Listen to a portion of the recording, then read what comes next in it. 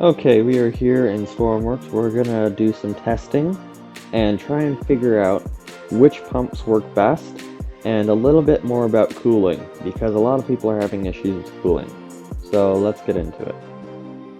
Okay, so we are here on our test bed. We have the same setup for each system. We have a medium tank, medium tank, medium tank, medium tank, and we have more medium tanks after. These are all empty. The pump is in between, and then they are ventilated on each side so that the pressure can regulate between them and not mess us up. So, I always hear people saying, like, the cooling is broken, pressure update, and everything like that, wrecked all of it. That's not true at all. So before all of that, we could get a max flow rate of something like 70 for our systems. So that's not very good. Now we can get up to a flow rate of 200, which is way better. So the thing that will affect your cooling and that most people don't think about whenever they say they have a cooling issue is their flow rate.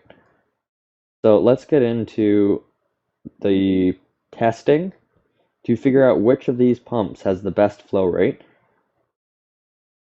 because you want to have the best flow rate on your engine, which will result in more cooling, which is what you want at the end of the day.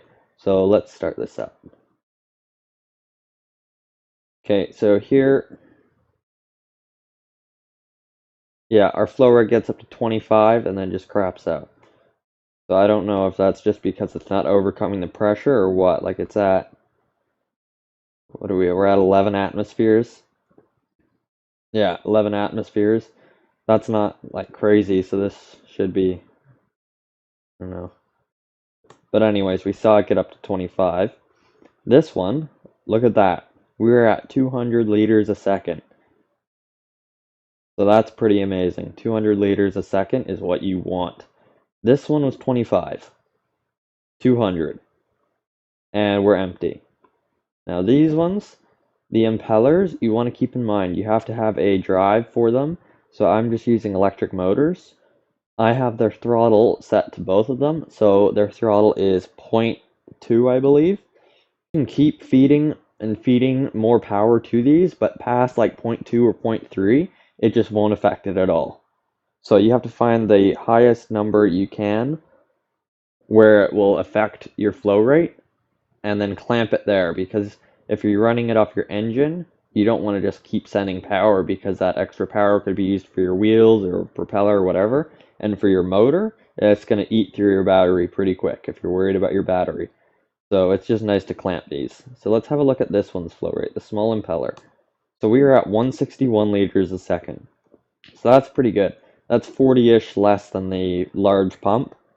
That's pretty close compared to this one being at 25, 161. And look at that, we're running at 18 RPS. And yeah, our tank's empty. And this one is the same, 161, and our tank is empty. So these ones are the exact same, it's seeming like. At least to the number I have it set to 0.2. So I'm sure we could tune that number a bit nicer and get it way closer to this one. But this is mainly just to show you why you should stop using the 3x1 pump, because it's just absolute garbage. You can use it for things that just like fuel lines and stuff like that that just need a slow flow, like it just needs to be flowing. But for cooling, it's imperative that you have good flow rate. So I would use this one. We're at 203, it emptied immediately, and it's overcoming the pressure. I'm guessing that's what this one's problem is. Yeah, I don't know, but it got up to 25, so I'm just stop using this one, basically.